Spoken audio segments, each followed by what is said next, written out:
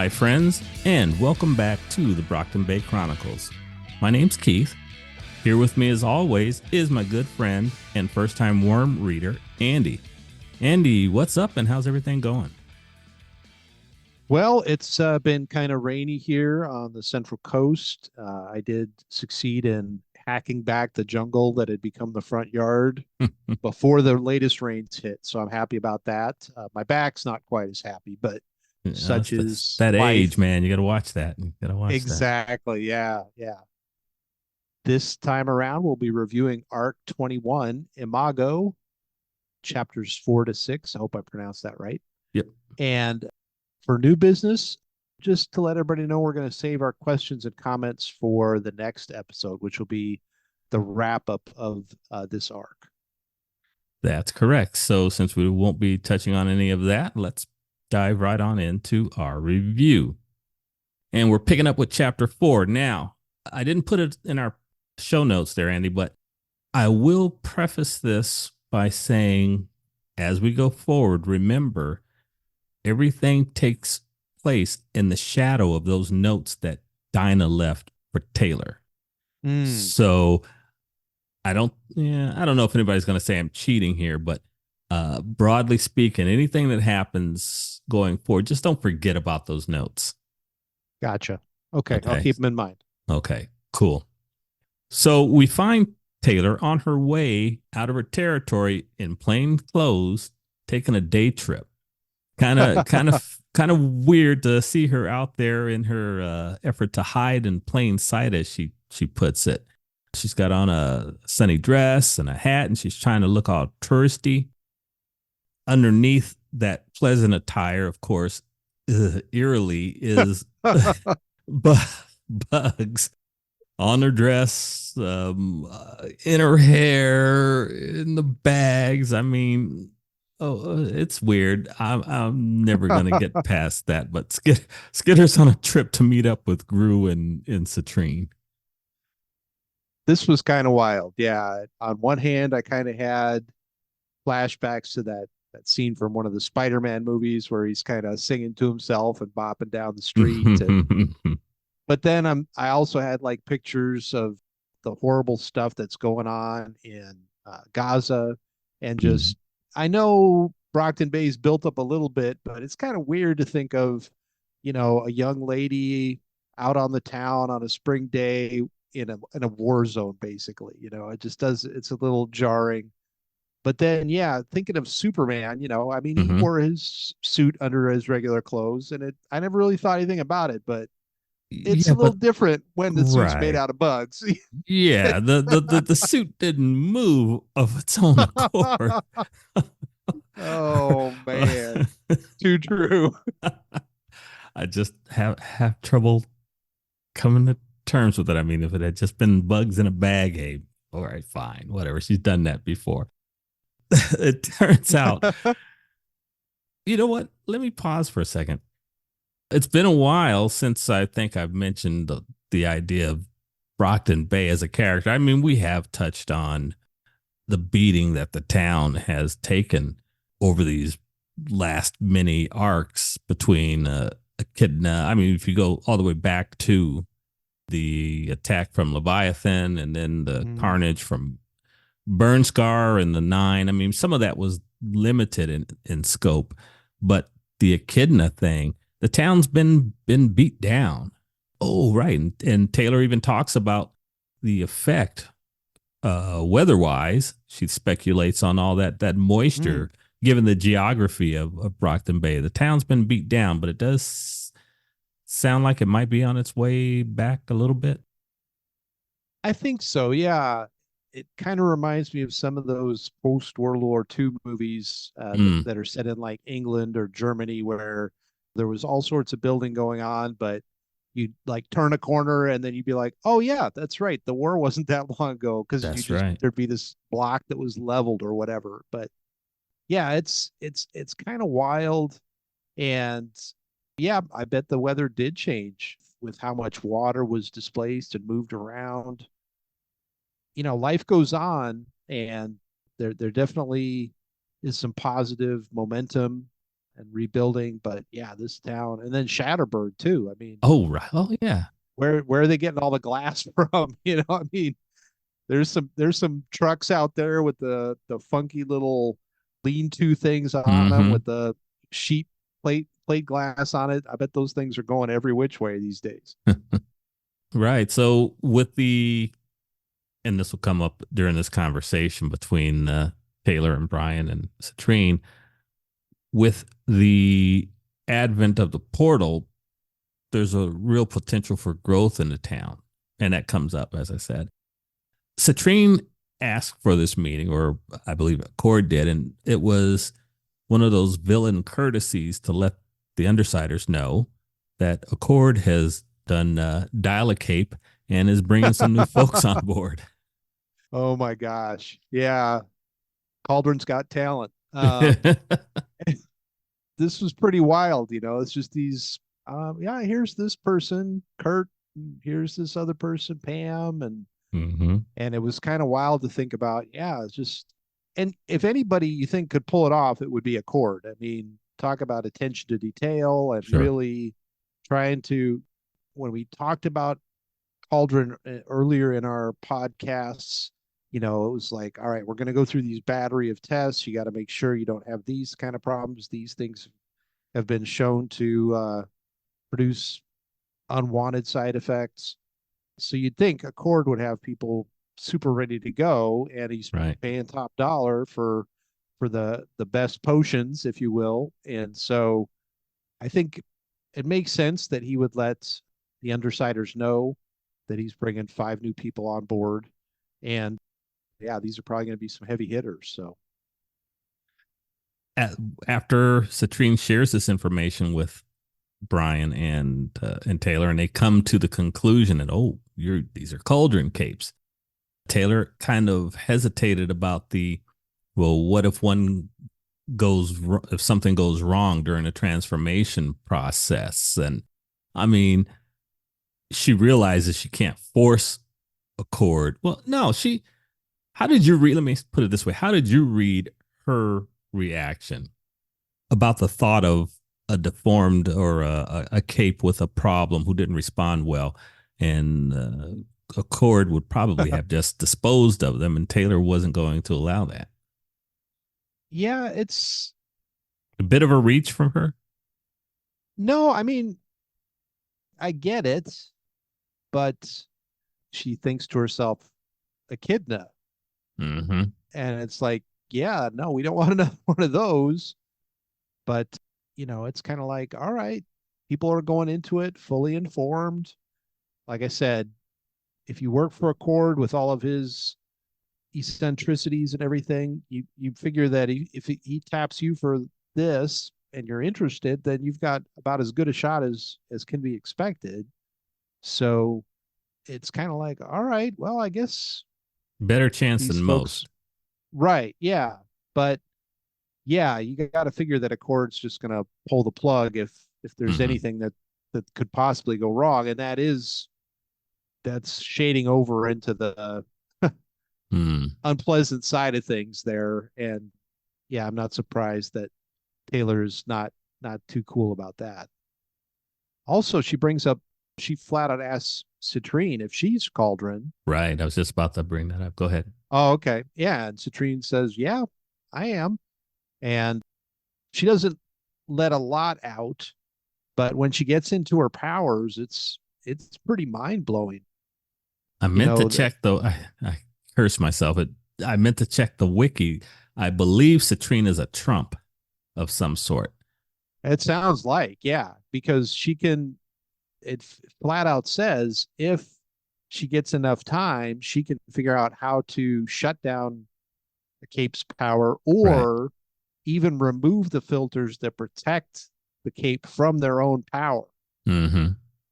and turn their power against them. And it's like, oh dang, that is just, I Kind mean, of flirting with the Manton rules, I think. Hmm. a little Uh. a, at least it seems like a loophole. I mean, the Mm-hmm. Manton rules kind of like the person themselves, and this is an outside force kind of, I forget what they call that in like electrical applications where you can overdrive a circuit basically. Oh, And okay. and so it's not that the circuit itself was designed incorrectly, it's that an outside force is overdriving it and causing it to blow up or do something it's not supposed to. And so it doesn't seem like it's a violation to me of the Manton effect, but Hmm. I could see where there's definitely a possibility. It's an edge case, if you will. Gotcha. So the meeting goes on, and the three of them discuss several things in addition to the new members coming on to Accord's ambassador team. They touch on this end of the world thing that's hanging out there, and where the undersiders might, I won't say allow, but where the undersiders would see the ambassador, Accord and his ambassador team, what kind of role they may have in this new possible brighter future for Brockton Bay, presuming that the end of the world prophecy doesn't come about. Good discussion. She was frank as she was told to be by Accord, and the undersiders were receptive. Oh, Tattletale's out of commission because she's overworked her power. And it seems Accord didn't know that. At least Mm-hmm. that's kind of what Taylor assumes, because otherwise Accord would have been there, but maybe Accord didn't want to be there if Taylor was there and able Uh, to Tattletale. Tattletale, sorry, yeah, and able to dig into stuff. So interesting kind of chess moves going on in the background here a little bit. But I really like, I was disturbed, I should say, when Taylor asked Citrine, is Accord stable? And she just said, no. Yeah. It's like my heart sank. And then she says, but you can trust him. I'm like, so you're Hey. saying that he's a broken mechanism and I can trust that it'll always be broken and just hope that the breakage isn't something we can't figure out what's going to happen. Right. Yeah. That's not filling me with comfort there, Citrine, but thanks for playing. Uh anyway, the meeting goes on and Citrine hands them, oh, okay. Hold on, let me backtrack some real quick. Back to Tattletale's brain, her Mm. power being overloaded. How'd you like that consistency? Now we've seen she's a thinker. Her power is not precognition as with Dinah, where Dinah's actually seeing possibilities. But there, the limit on the power was overuse causes massive headaches. One of these nice limitations from Wildbow on his characters. Definitely. Yeah. And even without the pain, you could see where it could become almost like a feedback loop where Tattletale, her power's working, comes up with some stuff. And she even talked about this, that she has to be careful that she doesn't start, oh, well, that could mean this or that. Well, let's go with that. Oh, okay. Well, if assuming that it's that, then that could mean this or that. And so you could see where now she's not trying to just evaluate one situation or one cape or even a couple. There's all of the ambassadors, there's the teeth, there's the other groups that are there, there's the people they're thinking they might try to recruit. And then, yeah, now you've got the portal or the door or whatever you want to call it, and all the possibilities around that, and trying to figure out. And who knows what kind of bleeds through for Tattletale from that other side. Mm-hmm. And so, yeah, I could definitely, it totally made sense. And it is, yeah, to your point, Tattletale could easily be OP Mm-hmm. if she didn't have some kind of limitations like this. Just like Coil, his power could have been overpowered as well, but he had, a limitation that he could only do two choices and he could only go a limited way on each one. So yeah, I think this fits in very consistently.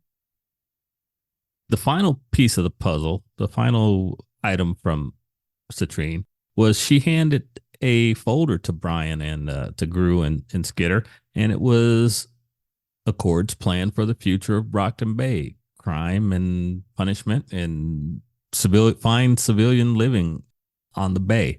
Now, he doesn't expect the Undersiders to accept this. I guess this is along the lines of his plan for world harmony, as it were, and just kind of whittled down to this little segment of the world, Brockton Bay, and how he thought it should look. And she says, Citrine says, it's okay. He knows that you're not going to take this seriously. Nobody ever does. And Skitter's like, no, seriously, we'll give it to Tattletale. She may even enjoy debating the finer points of this thing. Who knows what happens with that?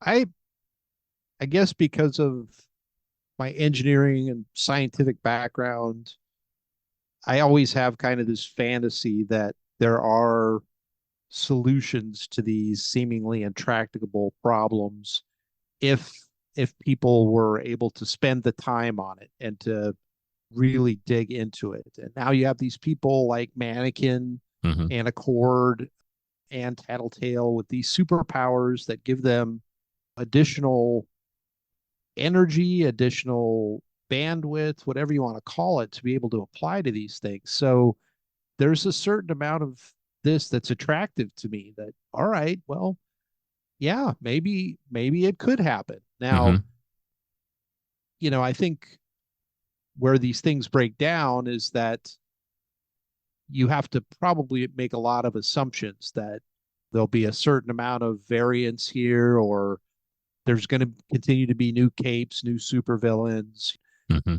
and so it's not a guarantee by any stretch. And so I'm glad to see that Accord has kind of dialed back his displeasure when people don't just say, "Great, we'll run with your plan from the get go."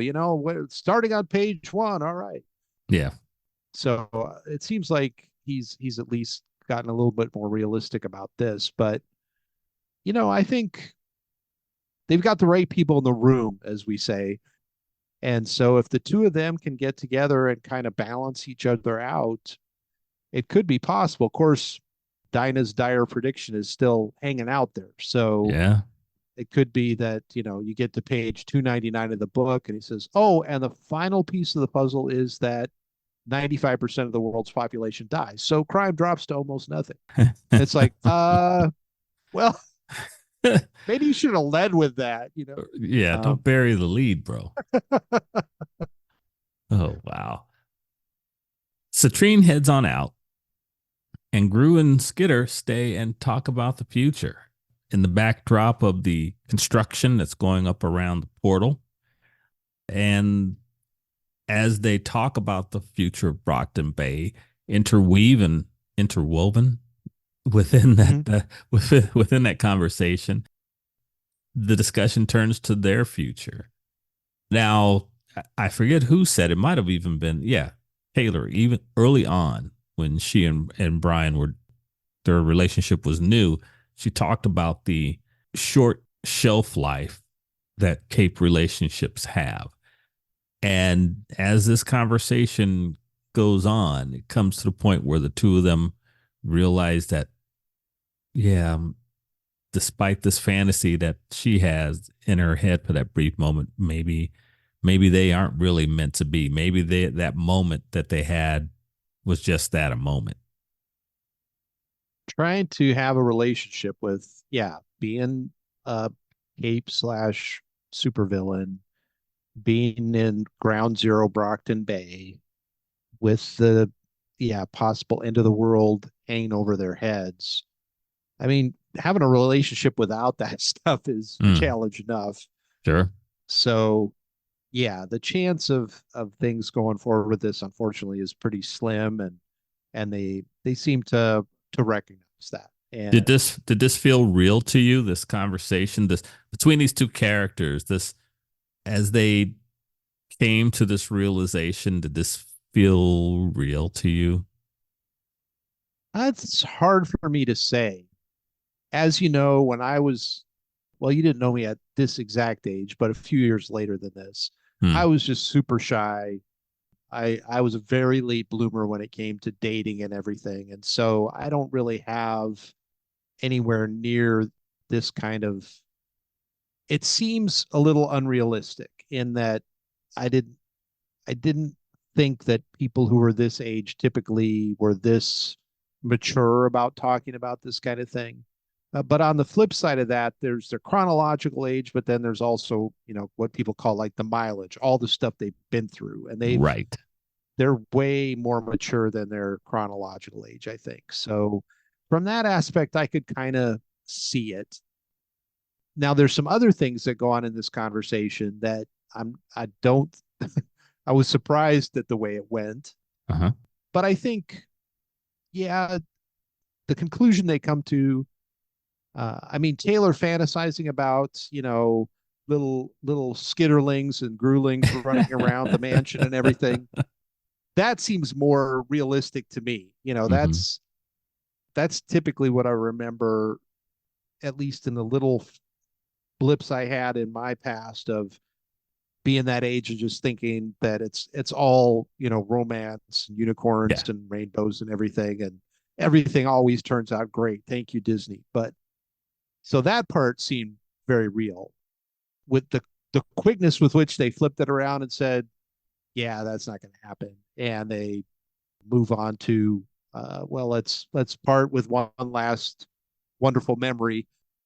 That seemed a little bit fast to me, but I keep trying to put in mind all the crap they've been through and that they don't know if they're going to be alive tomorrow. So that changes the equation quite a bit. I'm going to, hmm, I'm going to kind of agree with that. Did seem a little out of place. Um, I am really having trouble walking a line here. So, yes, these characters have been through the war together, several wars. Mm, And as I'm reading this for the second time, and I get to this moment, and I could see them coming to this yes, this isn't feasible kind of moment, and we hug and we move on down the road. That's where I thought where it would have gone, as opposed mm, to taking it this final step for one last time. So that's kind of the gray area that where I'm coming from on that end of the relationship. gotcha. How they got there was pretty mature. They did look at it. They did. We've all at that age had those fantasies. It's perfectly normal, and it was heartbreaking because Wildbow has Skitter go through this detailed little moment of what life could be like in a perfect world, and it sounded nice, of course, because it's the fantasy she would want to live, but reality is a sledgehammer banging down on the nail that is Brockton Bay. And so, yeah, Queen Bee, Queen Skitter realizes that's not going to happen. Brian realized it wasn't going to happen. And so, yeah, the relationship has come to a fairly mature end, if you will, where they decide we were two damaged people. We helped each other. And now it's time to move on to the business of trying to rule Brockton Bay. Yeah. Before we move on, though, a couple things that came before that Yeah. that were a little surprising to me, but makes sense. One was that we knew Taylor was going to have to bring up Imp and Regent Oh, with yeah. Gru. And I figured there was going to be a blackout in the city when Gru found out about this. And, there was going to be Uh-huh. demonic screaming in the dark and stuff, and you didn't know what was going to happen. But he went with it a lot smoother than I thought. I mean, you could Mm-hmm. tell he was starting to get a little bit, hold on, wait a minute, what? They Right. were they're doing what? Mm-hmm. But yeah, that went a lot smoother than I thought it would. Mm-hmm. The second thing was that Taylor brings up the possibility of, as we go forward with trying to do this, I could get taken out and the Right. undersiders are still going to need a leader. So what do you think, Gru? And Gru's like, nah, I can't do that. And Yeah, I so don't they got get it into anymore. this, right.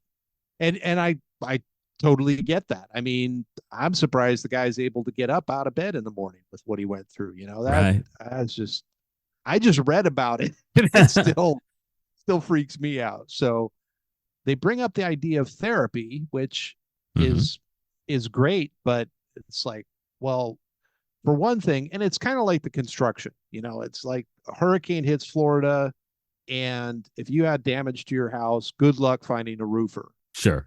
You're either going to find some fly by night folks that drove in from Kentucky and are just looking to make a fast buck, or you're waiting 6 months. And so I don't know where they're going to find a therapist in Hmm. this mess of a city, but we have seen where some folks have been getting some therapy. But you wonder how good a therapy it's going to be and who's going to be qualified to talk about Sure.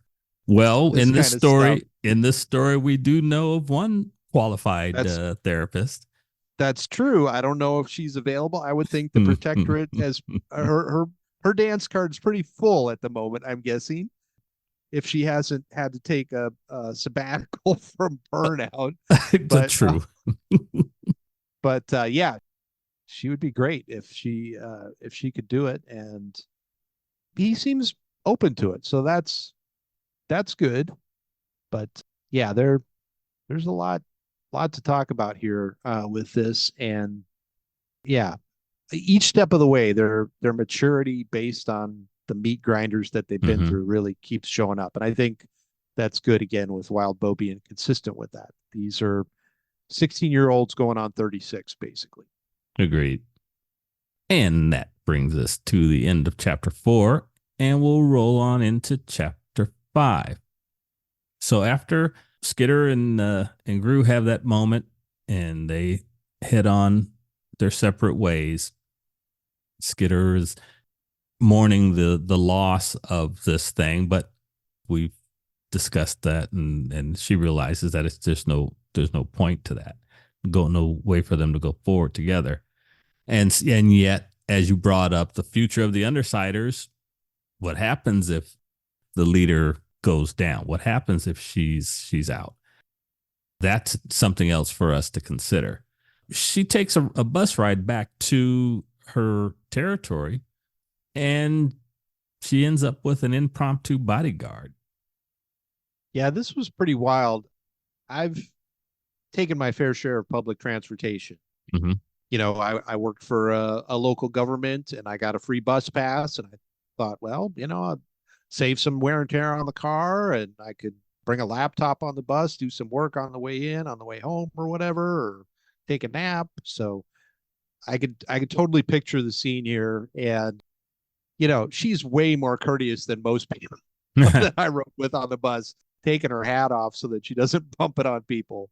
I mean, I got whacked with so many things and people just swinging stuff around. But anyway, so Wildbow, you might, yeah, want to ride the bus a few times, see if that's legit. But anyway, yeah, it was kind of like, all right, here's these fellas all hanging out, and they go sit down by her, and she feels, she's totally understandable that she's kind of paranoid about Right. people recognizing her and stuff. And now she doesn't have the hat on anymore. So, and all of a sudden, some folks are checking her out and they move over. He's like, oh, man. What was your impression of that situation? How did you see that? I know how I read it. Did you think they were, what did you think their purpose was in how they approached and sat around her? I just want to be sure. Well, in the first chapter of this section that we're going over, she talked about the construction workers giving her cat calls on the way to Mm-hmm. the meeting. And so a young girl in a sundress, been in the rain. Thank goodness the people giving her cat calls didn't know what she was hiding under that dress. But Right. anyway, that's beside the point. You know, four guys, and it's still not that stable in Brockton Bay. And so I could definitely see it being either vigilantes who are like trying to crack down and do something good for the city by confronting a supervillain or just your random thugs pushing up on a young lady. But when Wildbow said, where was that? Something about they all kind of looked similar Mm-hmm. and clean cut, good looking guys. Then I'm like, all right, well, yeah, all well built, tall men and Mm-hmm. sat around her, barrier between me and the rest of the occupants. I'm like, oh, okay. Well, I'm guessing Tattletale or somebody has got added security on the scene, and Okay. they've just been trying to make sure that with all that's gone on, she's got a little extra protection. Oh, okay. So I took it to be a random occurrence where these guys might have recognized her as Skitter and decided to be an unofficial bodyguard for her. But Mm. what you just shared with me has me think back to what happened at Arcadia High. Who knew that that Tattletale had her claws into the principal? Oh, And right. so if you think back to that, that kind of supports your idea that maybe Tattletale's got guys, maybe plain clothes, as it were, on the buses upon occasion in various areas. And yeah, it just so happened that these guys might, who knows, maybe they work for Tattletale and they, oh, this is Skitter. Well, let's make sure nobody messes with her.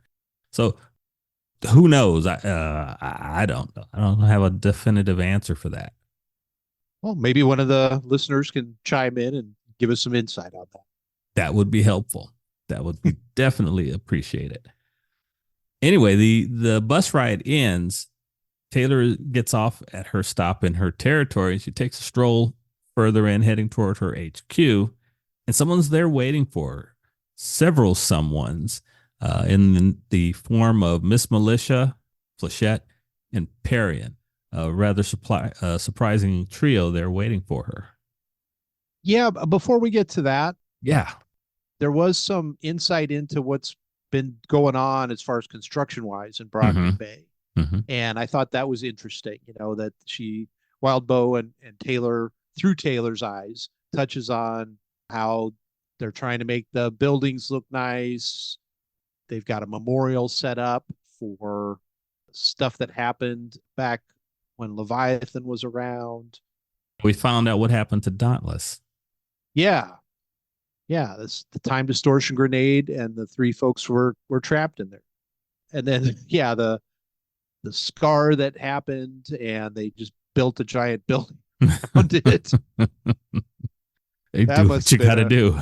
I guess so, yeah. A squat, windowless, zigzagging piece of architecture.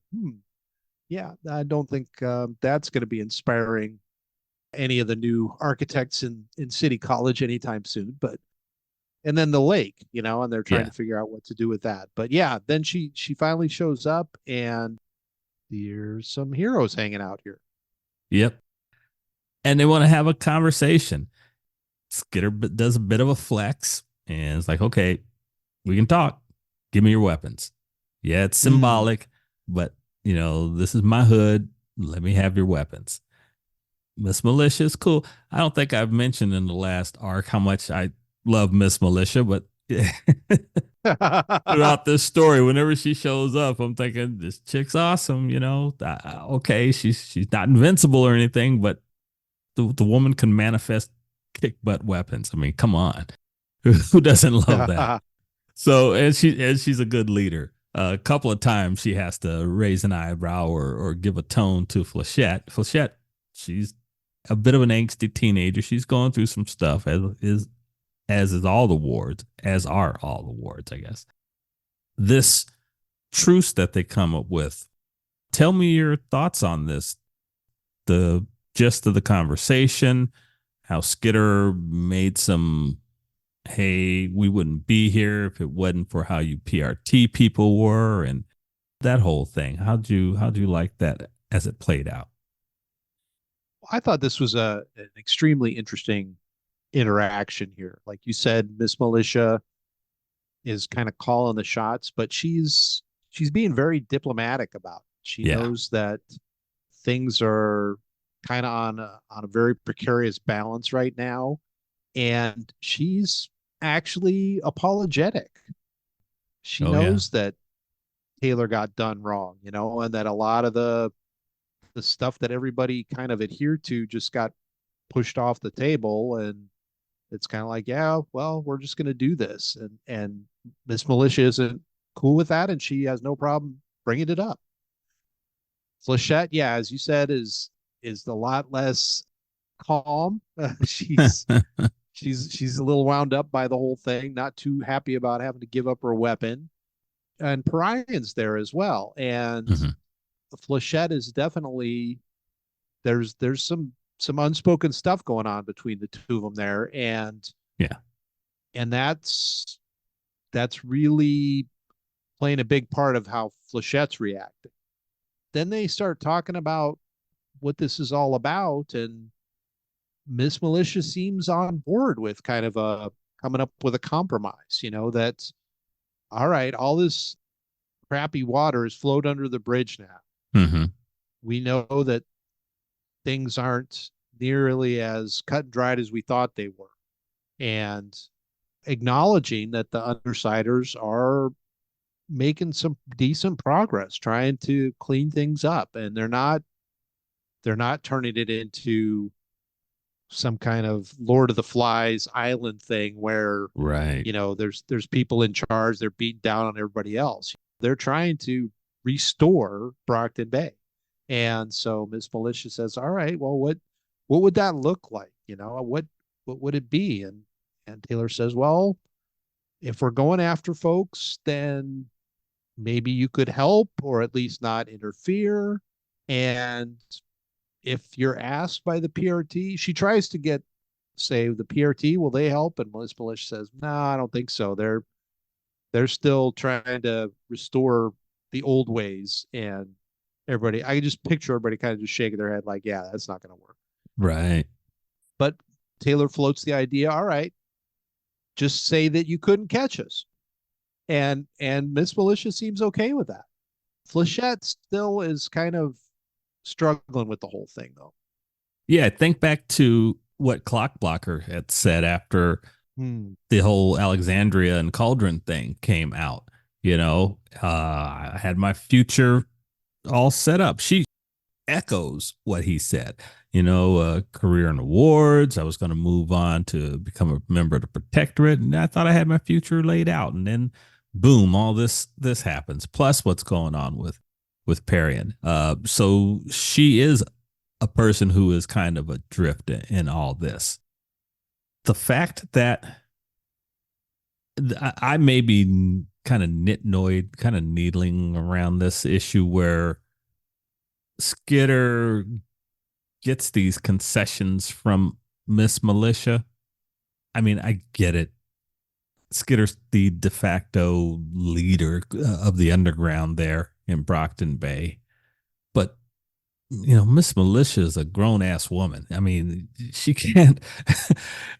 Some of this, stuff that Skitter was approaching her with, I thought might have been. I don't know. I think I could have used with a little more pushback from Miss Militia. I think. I I could see that. Yeah, I mean, Miss Militia was definitely part of the machine, if you will. She was a core member of the Protectorate and everything. But my perception of Miss Militia is that she's very pragmatic. Okay. And if I remember right, her background is she came from like a war zone, right? Yes. Yes. And so anybody who's gone through that, I think, if, and obviously I haven't, but I have gone through some hard times, I guess you could say. And you have to make difficult choices, and things they're not optimal.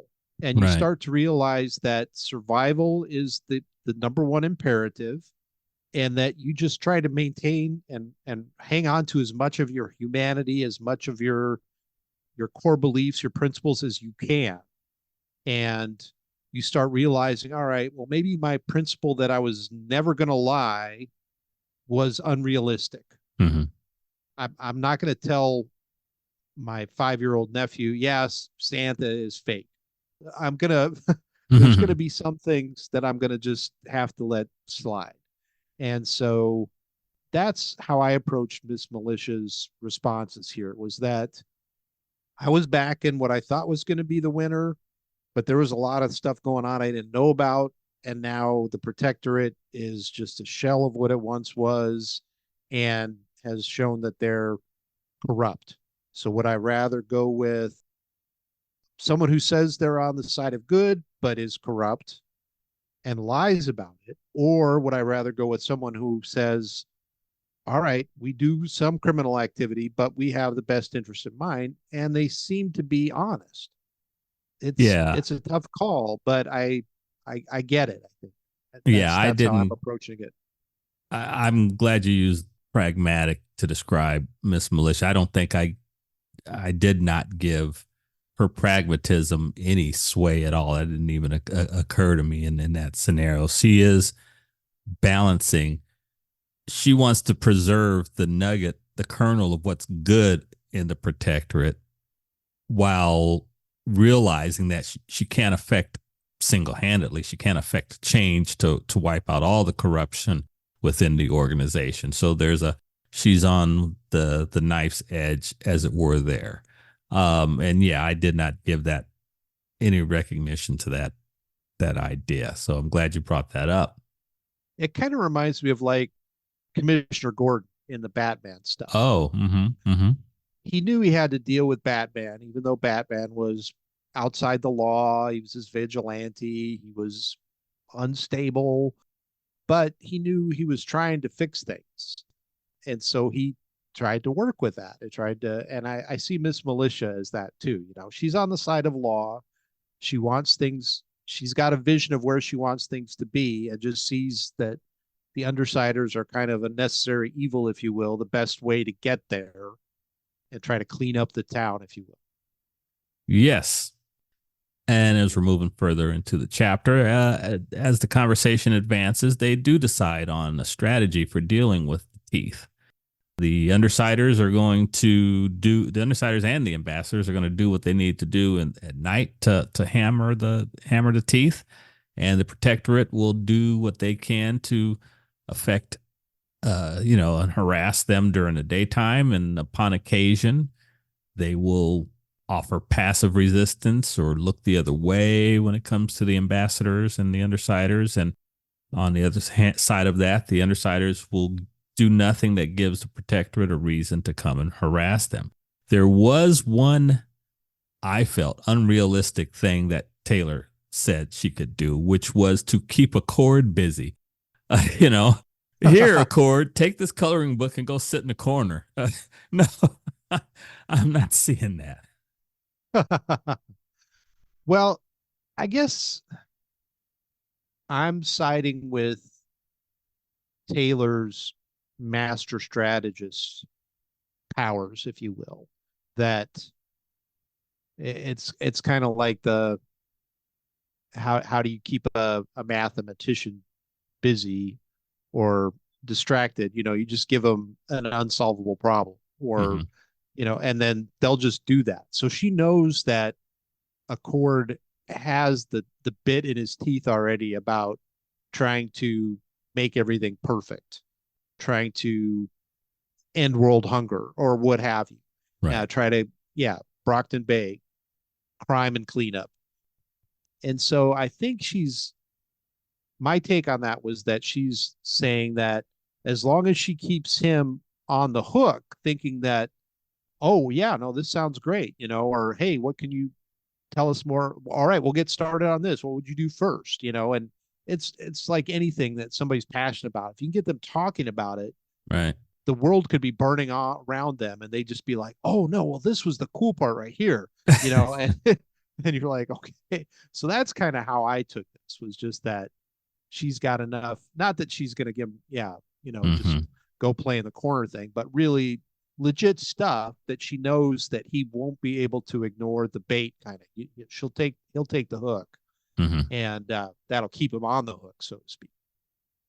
How'd you like that symbolic moment where Skitter goes to hand Miss Militia her knife back, and it returns to her So instead of an actual handshake that the two ladies would engage in, which would have looked awful had somebody got cell phone video, Miss Militia would have been fired probably. But yeah, it was a symbolic handshake, as it were. Yeah, I thought there were a couple cool things about that. One, that the weapon dissolved, Mm-hmm. and then some kind of detectable substance returned to Miss Militia, and then mutated into a pistol that she holstered. Yeah. I thought that was pretty cool. But yeah, I thought that was a great way to symbolize it without, yeah, making it a, front page news story. Mm-hmm. That okay, now they're all watch out, protectorate. Yeah, that would have been bad.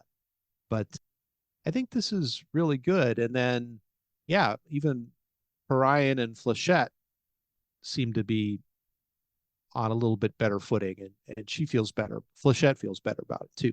Yeah. As we're moving toward the end of the chapter, there, Skitter does offer up some suggestions on how to, well, Skitter and Miss Militia both, on how to help things along with Plachette and Perrion. Hey, you could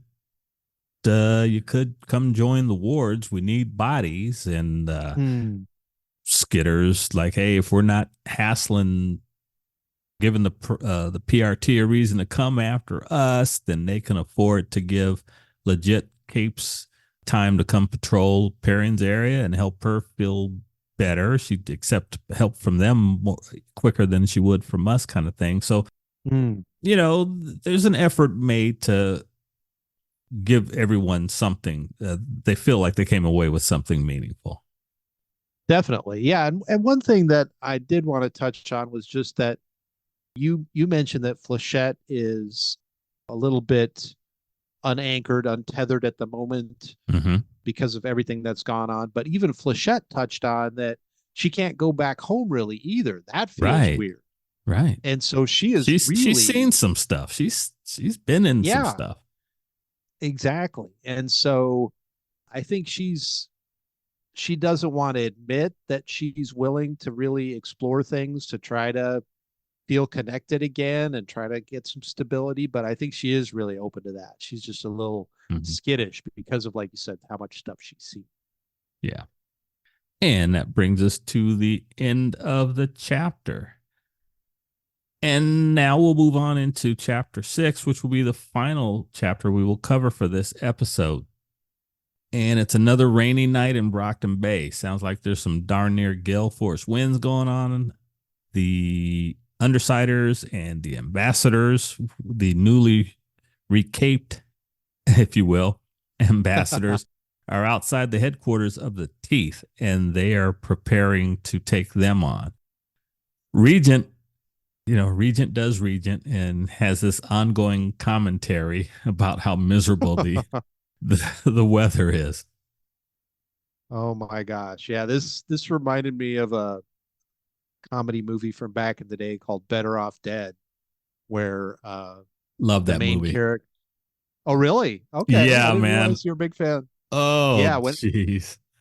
when it came out, it got banned and they said it Mm. was so predictable. And I was like, what? Nah, Who could man. predict a hamburger turning Thank into you. like a Frankenburger and then playing Van Halen? Who Right. could have predicted that? I mean, I don't know where that came from. Somebody had some serious I don't see ganja or something. I don't know. But anyway, there was the part where Lane would go for a drive and then the two kids the who had exchange only learned students. exactly, Yes. they had learned all their English from racing and sports TV or something, Wild World of Sports. And Mm-hmm. the once mighty champion brought low. Will he be, that's how Mm-hmm. I'm picturing Regent in Oh this, yeah, totally. Absolutely. and I Cause would have he's been so annoyed. because he's not even happy and he's not happy and he's not happy and he's going to make sure that you're as unhappy listening to him describe how unhappy he is. Oh my gosh, for sure. Yeah, he's like a little kid. Now they've got a plan here. This was interesting setup, interesting execution, terrifying, but a very cool battle. The teeth are inside their HQ. Their Wildbow tells us that they're actually kind of recovering from being harassed earlier in the day from Miss Militia and the PRT. And also, I guess Parian got some of her cloth critters to give them some licks. The new ambassadors, as I said, are there with them as well, and they sound like they've got some pretty good capes as we would have expected. And I believe one of them, however, didn't survive the transformation, but we don't know what happened to that person. Yeah, that's kind of messed up. I mean, as we touched on earlier, Ambassador's paying for the best. He's Mm-hmm. vetted his people. You would think, he'd be close to 100% success, and here he's only at 80%. And that's messed up. And so yeah, it got me wondering if with all Ambassador or all of Accord's power and meticulous nature, he's only getting 4 out of 5 successes. Is there some other factor at play here? Hmm. Maybe Cauldron is worried about Accord's group getting too powerful, and so they're tipping the scale somehow. Oh, And really? it just seems really weird that he'd only get 4 out of 5. Cauldron in general was not that great, but it seemed like they were continually refining their process. And they were willing, on a 1-to-1 basis, if you could come up with the cash, to almost guarantee that, they had the whole chart thing, the spreadsheets. This is Yeah. where you're going to end up. This is what you can pay for. And so, with Accord doing his part to make sure he's got the right people, Cauldron doing their part, you'd think it'd be close to 95% success. And for this batch to only have 4 out of 5, yeah, it seems like there's a thumb on the scale here, maybe on Something's Cauldron's side. something's rotten in Denmark, huh? Exactly. Yeah, that was Okay. what came to mind for me. And I could see it, right? Yeah. Oh, yeah. I mean, these If guys, somebody Cauldron is not exactly a bunch of Boy Scouts. well put, yeah. And they've got to worry about somebody creating a Cape army. Mm-hmm. If somebody gets powerful enough, they're just going to say, you know what, Cauldron, we're not going to pay you anymore. You're going to pay us now. And we're moving in. They're eventually going to get, I mean, Citrine might be powerful enough if somebody could get her in there and she could shut down a bunch of other people or turn them against themselves, then Cauldron Hmm. has been taken over from the inside. So I don't know. Maybe I'm too paranoid, but it seemed like he should have got 5 out of 5. Bro, the last arc, we're talking about a stranger who could get people to perform acts and then kill themselves. So I think you're paranoid. Just because you're paranoid don't mean they're not trying to kill you. So don't sweat it. Especially in Brockton Bay, right? I Oh, mean, that man. goes double. Amen to that. Anyway, Taylor calls for the attack to begin, and the teeth respond. And we get some of the names of some of their people. We've got Butcher, obviously. We've got this Hemorrhagia. I hope that's the correct pronunciation. Who sounds like, if you recall, Amy's father. Oh my God, why can't I remember his name? Panacea's dad, the one Oh, who right. could he could use his bones to Oh, geez, that's just gonna bug me. And Marquis. Marquis, thank you. Jeez, people are gonna make fun of me. Anyway, her thing is hemoglobin, though, blood. Making covering and weapons out of her blood. Yeah. Ugh.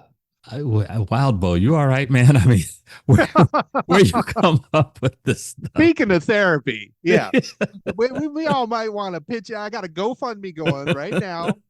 No, I'm kidding. Yeah, yes, but there is some nightmare fuel in this entire story. Oh yeah. But yeah, the Spree character, this duplicator, not unlike a different variation on Oni Lee. Oh, maybe not. Hmm, maybe not exactly. the one similarity would be that as Oni Lee would duplicate, he was leaving enough of himself, I guess, behind to where his intelligence was slipping. And Hmm. Jack, if you remember, noticed that and had brought that Yeah. up during one of the conversations. So these sprees, these duplicates have no real intelligence, apparently, from what we were being led to discern from Taylor's description.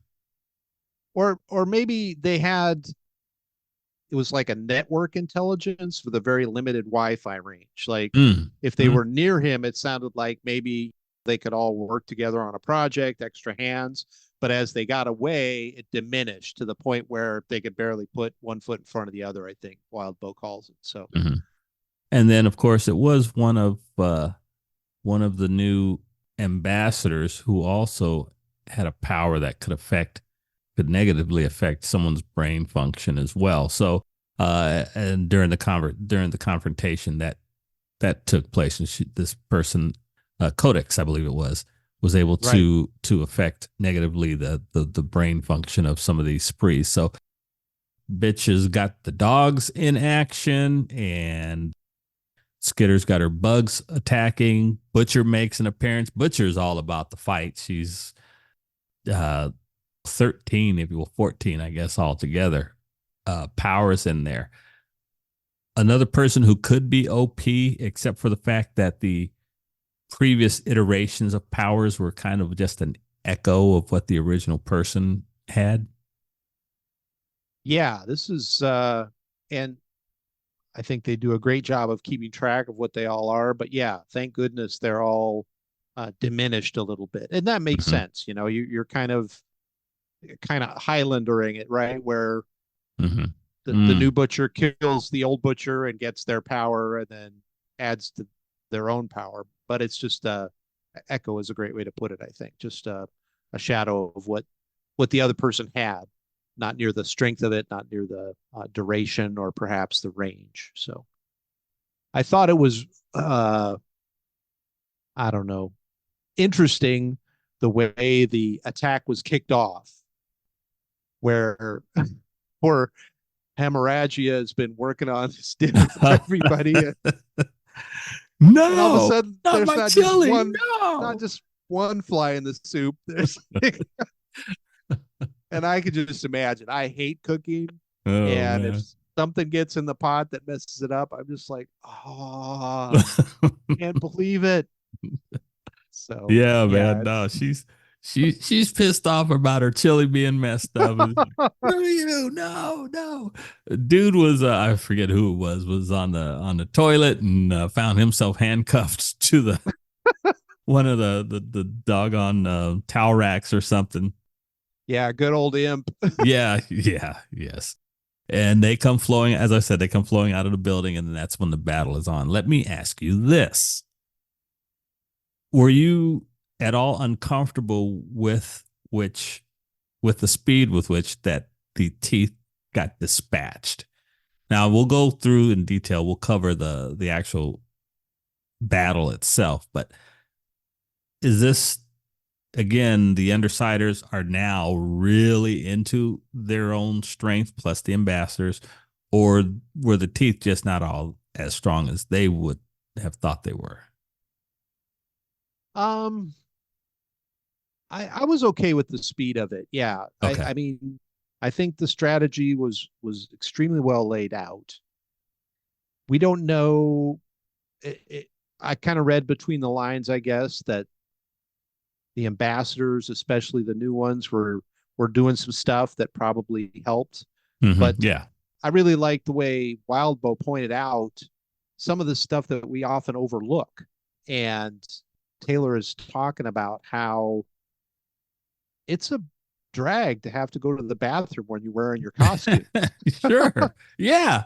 Who thinks And about that? so, exactly. Yeah.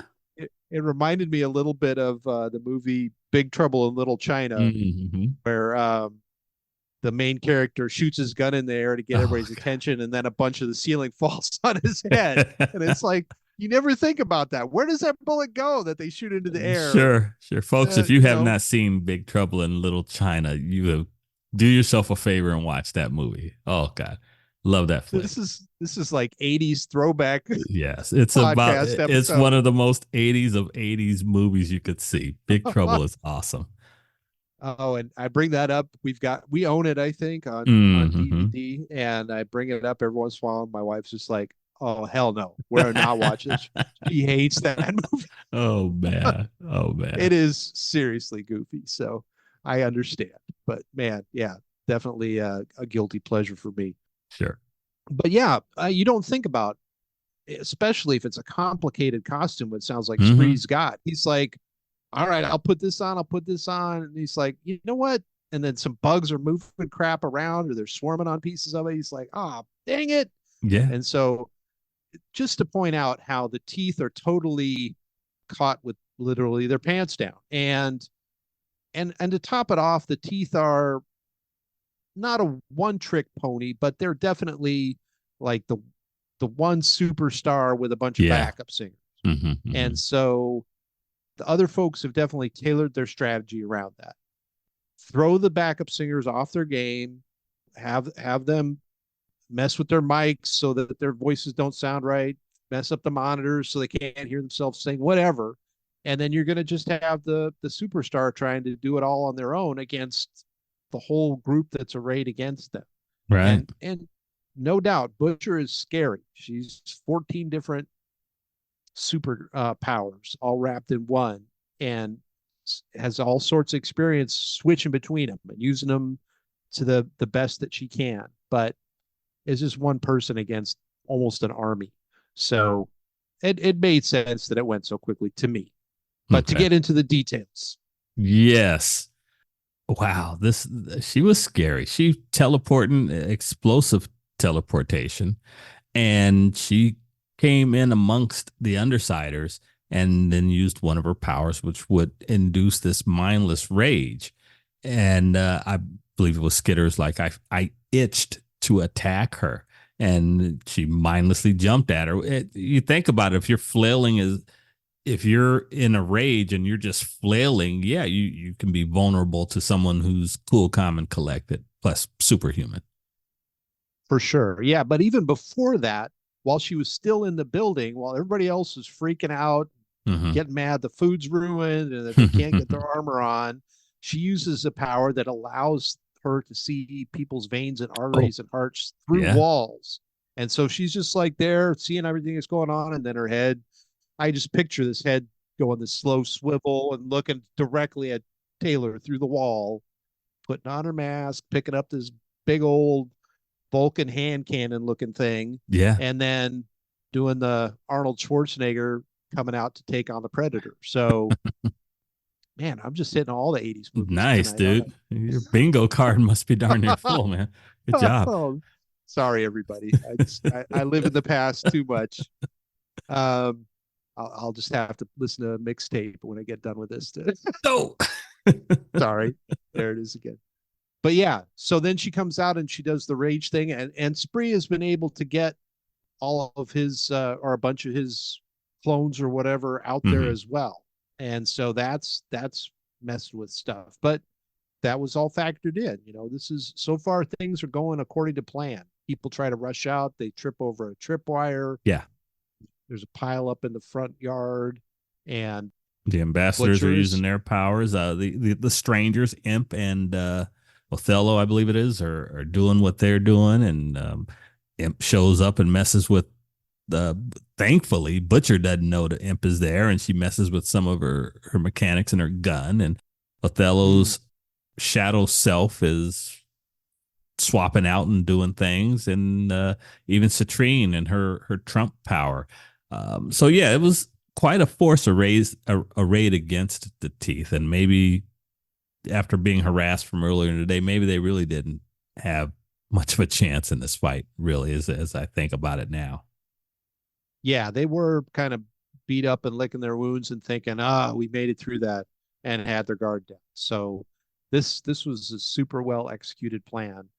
But even so, Butcher still, I mean, the superstar still almost carried the day. I mean, she Yeah. was she was slugging, and like you said, she was teleporting in and out.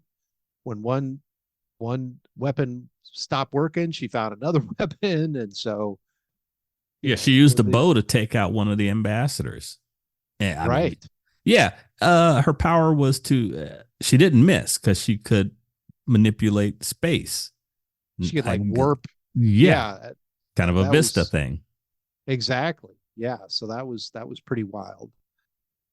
So as we're moving through the chapter, we get Rachel and Taylor and one of the ambassadors on the back of Bentley, and they head out and they're luring Butcher away from the bulk of the fight. I'm guessing you didn't have any idea where they were heading. What were you thinking? Were you thinking they were just escaping? You didn't think they were trying to lure her anywhere, did you? I didn't my first read. No, I didn't catch on to that at all, especially after, like you said, they described that one butcher power of being able to not miss. It Mm-hmm. seemed like it was, yeah, let's just try to see if we can get beyond her range. Let's get her away from everybody else. The rest of the folks back there can take care of everyone. And then it'll be, yeah, just 15 or 16 against one. Well, I was figuring they'd make a big loop, Gotcha. or Yep. the Yep. or there'd be some kind of pincer movement, that there'd be everybody else would clean up the mess and then swing back around, and Skitter would lead her into a blind alley or something. But that wasn't the plan. No. And they Rachel and Skitter, they lure Butcher to the beach, and she gets one of Rachel gets one of her dogs to grab Butcher, take her over some past some stones that are in the sand, and shake her up a little bit, and then drop her, and then they sit there and wait, and then something extremely insane happens. Oh my gosh. Yeah.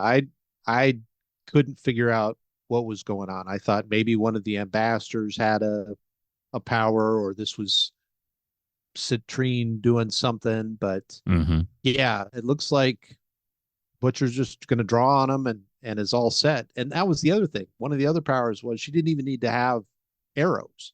She could just Yeah, make arrows out of crap. sure. Mm-hmm. And so I'm thinking, oh, great. She's something better come up here pretty quick. And I had totally forgotten about Cherish. Yeah. Yeah. No, that was, as Alec put it later on, she had another kill under her belt. And now Cherish, who's encased in mannequin tech that's going to keep her alive for God knows how many centuries at the bottom of the bay. And now she's going to have 14 additional minds in there with her.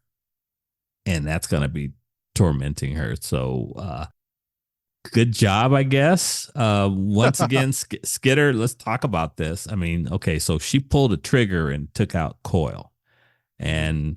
and she's attempted to kill Jack Slash. She shot him. Does this count as a kill on her part, or is this just, does this kill belong to Cherish? Well, I think both. You've got the general who directed the attack, Mm-hmm. and so the responsibilities on her too. She figured out what was going to happen, and executed it. She wasn't the one that, so to speak, pulled the trigger at the end, but But it was her plan. it was her plan, and yeah. So I think she's definitely, this is also on her conscience, if you will, or a stain on her soul for killing another person. But And I come back to this, however many tens of thousands of words ago, this girl was once having soda and juice dumped on her inside a bathroom stall. yeah, right. And look where she is now. Yeah, yeah. It's, and to the point we were talking about with Miss Militia earlier, you go through enough of this kind of crap where it's life or death struggle, Mm-hmm. us or them. You know, from Tattletale, from other folks, that the person that's on the other side of the equation is doesn't have everyone's best interest in mind, is flat out Yeah. evil or flat out messed up. And you just have to do something about that. And If it means being the one that has to take him down, then yeah, you've got to take that on. Mm-hmm. The danger is that the more that you do that, The the easier it becomes. right. And if you get to the point where you're not feeling guilt about it, you're not feeling a twinge about it anymore, then who knows? Then you Mm-hmm. become a totalitarian. That's the danger, is that you make decisions at a whim and people die right and left. And Yeah. it's just like, oh well, this was the right way to go. You become Coil. You just do whatever you want at the all the ends justify the means. Or the Is end justifies all the means. Sorry. is Taylor there yet? No. Okay. I'm still Team Taylor, Mm-hmm. 100%. I see where it's just her having to make the really hard decisions. She's definitely stayed her hand when she could have done worse things, and so Okay. it's I'm still thinking she's still got good in her heart and is trying to do the best she can for everybody, Okay. except Butcher. Of course not. So the battle is won. Bitch and Skitter head back to meet up with the rest of the team, and they see that they've dispatched with the rest of the teeth, and the groups head on their separate ways. We get a little bit of a time jump. It's a little bit later in the evening, and Bitch and Skitter are at Bitch's headquarters. This whole section was pretty interesting. I didn't know what to make of it at all at first. We see the goings on, the inner workings at one of Rachel's dog shelters. And there were some pretty good character moments in this thing. This was a very interesting little scene. It was a little, yeah, I think as you said, kind of wondering where things were going, a little bit jarring. And there's definitely some stuff there where it's like Taylor was knew there was other stuff she needed to be doing, but she was kind of like, oh well, I need to do this too, and this isn't as messed up as the other thing, so I'll do this now. But yeah, it was cool, and it's good to see that in the midst of all this, there's just stuff flying around right and left, and the world teetering on the brink, and you don't know what's going to happen one moment to the next. Taylor is still trying to reach out to Rachel. Right. Rachel, through as we read through this, seems like she's changing a little bit, and she's trying to take some of what Taylor has said to heart and trying to Where's process through some stuff. where's Wildbow taking this character? Where is he taking Rachel in? Well, I think I thought it was kind of brilliant the way Taylor said, "Hey, we're going to need somebody to take care of the wilds through the doorway, through the portal, and make sure things don't get, out of hand over there. What do you think of that?" I mean, that seems, who wouldn't, what dog owner who has however many tens of dogs wouldn't want to have the world's largest backyard for them to run around in? Yeah. I mean, nobody wants their dog running around in a street filled with broken glass or Sure. whatever, and rats and that kind of thing. So it seems like kind of an idyllic situation for Rachel. She's not too into it at first, but it takes her a long time to Mm-hmm. shift gears. She's definitely somebody who's like, all right, this is the way it is, and it's always going to be this way, and that's fine. I don't want to think about it. But Yeah. How'd you? No, go ahead. Finish your thought. she tends to, even though she doesn't want to think about it, there's wheels turning in there somewhere. Mm-hmm. And it seems like she's processing things in her own way, There you go. and often comes around to, well, all right, maybe this isn't so bad. Maybe things can change. Yes, and that's one of those things when you talk about Rachel and what she took to heart, what something Taylor had said about dogs, and Mm. the dogs in this particular shelter were ones that eventually that she thought might be able to find a home with humans. And Taylor was kind of shocked by that at first, that Rachel had given that had really given that suggestion, that kind of thought. But she, as you just now pointed out, she comes to things in her own time as she Hmm. works things through in her mind and sees the because she is kind of black or white, right? She's hot or cold to an idea. It's For stupid. sure. It's stupid, or yeah, okay, it's practical and it makes sense. And now at this point in their relationship, of course, Skitter is firmly recognized as a member of her pack. And in the heat of combat, she never questions her anymore. If Skitter says, grab that villain or go perform rescue for these capes over here, she does it. Yeah, and that was always the big thing, right? It was always Rachel against everyone else, Mm-hmm. or Rachel and the pack against everyone else. You can't trust people at all. Sometimes things might align and they might be kind of something that you can go along with, but you never trust. But Taylor's gotten past that. Yeah, like you said, she's been promoted to actually being a Mm-hmm. member of the pack. And kind of weird to think of someone as a person being promoted to being a dog, but you know, that's the way math works per bitch. But um it's neat to see. And yeah, now she's trusted.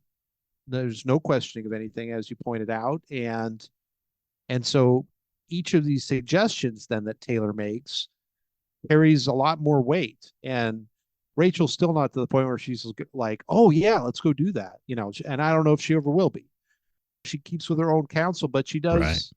she does think about it. And she's taken this thing to heart, as you said. And yeah, these are dogs that could go to families. And she's even got like a training program for them. It's not Yep. just like throwing a ball. She's dividing the dogs into teams Mm-hmm. and all right, y'all sit there while they play fetch for a while. All right, now switch. And so it's pretty cool to see.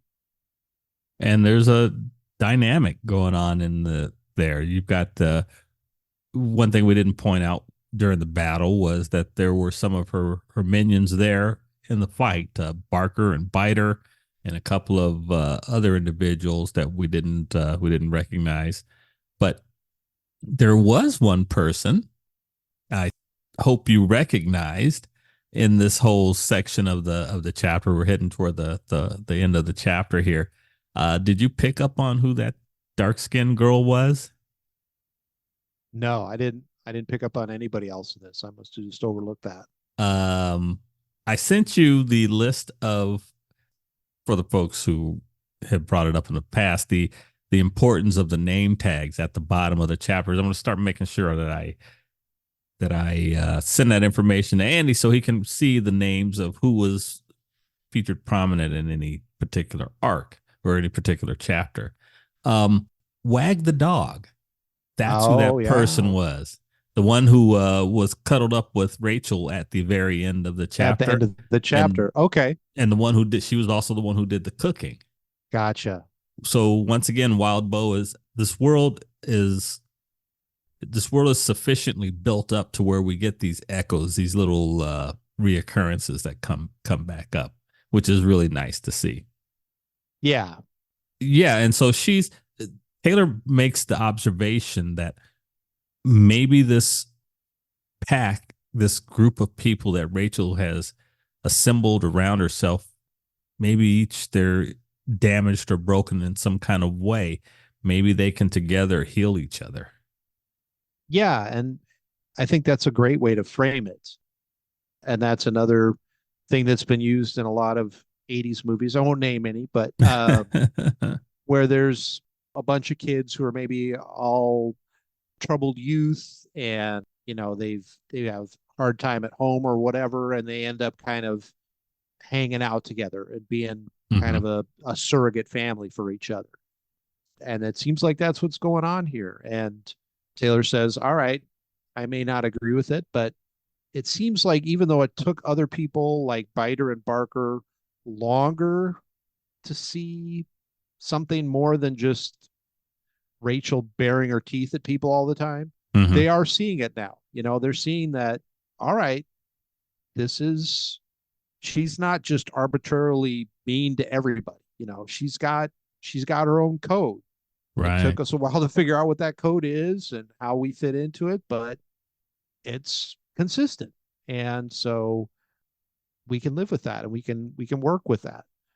So it's in times when there's this much chaos and this much instability, people will find their own groups, Mm-hmm.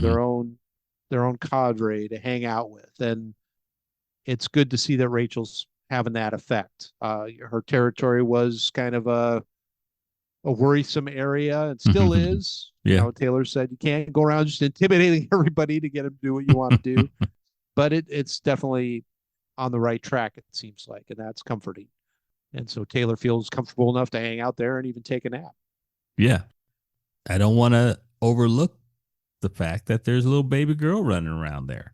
If you think back Mm. to the last time one of Bitch's dogs interacted with a parent and her child, that was a lot it was not family rated.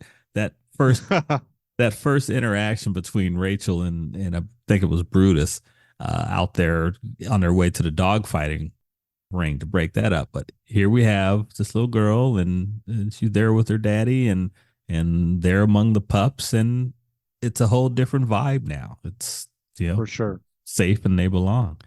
And as we're heading toward the end of the chapter, as Taylor wakes up, it's well into the evening time. She wakes up. She's going to head on out, and she says bye to Bitch. And as she's getting ready to head toward the door, she hears thanks, and she looks back, and she knew it. She recognized it had to have been Bitch's voice. Did you ever think you'd get that scene playing out where Rachel Lynn would say thanks to anybody? No, no. I think I mentioned back in the Slaughterhouse Nine that Rachel might be the one to join them. So Yeah, yeah, thanks is I didn't even know that was in her vocabulary, but it's yet another thing. It's really cool to see the transformation there. I agree.